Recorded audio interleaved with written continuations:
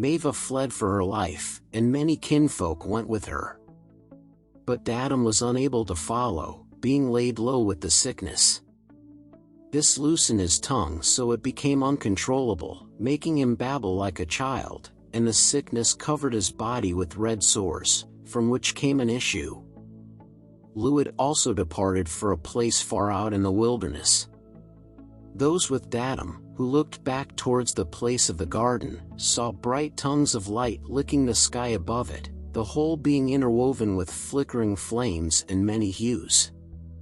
Those who sought to return were repulsed with a tingling ache over their bodies, which increased into severe pain as they approached, so they were driven away. When Dadam recovered so he could stand, only a few remained with him, and they all moved further into the wilderness to a place where there was water and pasture. There, Dadam left Herthu, his son, and the boy's mother, with Habris the learned, and set out to find Lewid. After many days, Dadam and those with him came upon Lewid and his yoslings, who were full of sickness, and slew many, but Lewid was not slain, though mortally wounded, and he lay against a great rock. Hail to the victor and benefactor, who has come to terminate our wretchedness.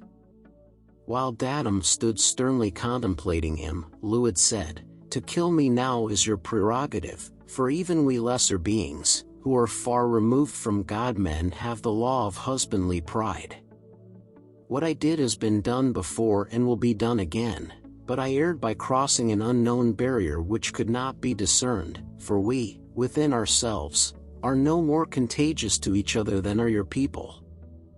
If I then must die, let it be for my part in spawning the cankerworms of disease which have stricken both our peoples." Back in the dreaming time, when the great gods strove among themselves for dominion of the sky spaces, and the wide expanse of earth was rent apart by unearthly wildfire, Bamotha was cut apart by the bright arrows of Shemas. Then, this land was given to my people as their dominion, while yours was in another unearthly place far distant. Our domain was a pleasant place, and though you teach that because of this, we remained as we are, yet we were content.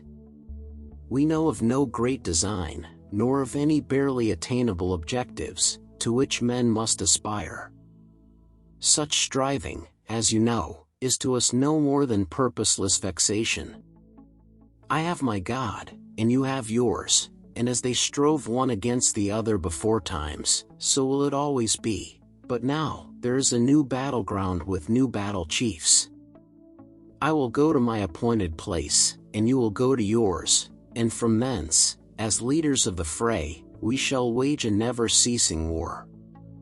Such is fated and must be, but who will win the fair prize of earth for their king? We shall not strive with clubs and lances, the hurling stone and flying dart, but with more subtle weaponry. This thing is not our choice, we are but playthings of fate. That you and I should head the fray is not because of our qualities, but because we were where we were when we were.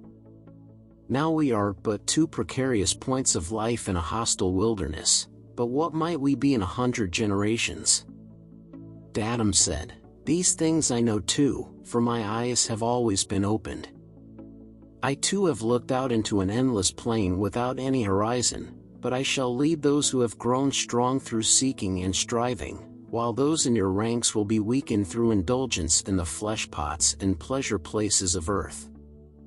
We are the disinherited, but not the disowned, we have the seeds of victory within us. You and yours were never more than you are, sons of the easy path, followers of the downhill road." Then, when these things had been spoken, Lewid died, and Dadam and those with him burned his body. Dadam and those with him wandered the wasteland for many days, then turned southward towards the mountain. Then it happened that one day, Dadam was seated apart, in solitude among rocks, with chin on chest, and a hunter of the Eubalites came upon him from behind. The hunter slung a smooth stone as the man turned, and it struck out his eye. Then, the Eubalite slew him by smashing in his head with a stone. This hunter was the son of Anketer, son of Enanari, king of the Ubalites, by Erchala, daughter of the Chisites. This is known because those who were with Dadam came out of the barren places and learned the ways of builders, becoming great among the Ubalites and raising cities along the rivers. Among them was Enkilgal, who built Cario, which stands between the two great rivers, and Neder and Belethramim, who taught men the ways of writing, setting the letters upon a pillar in Harak.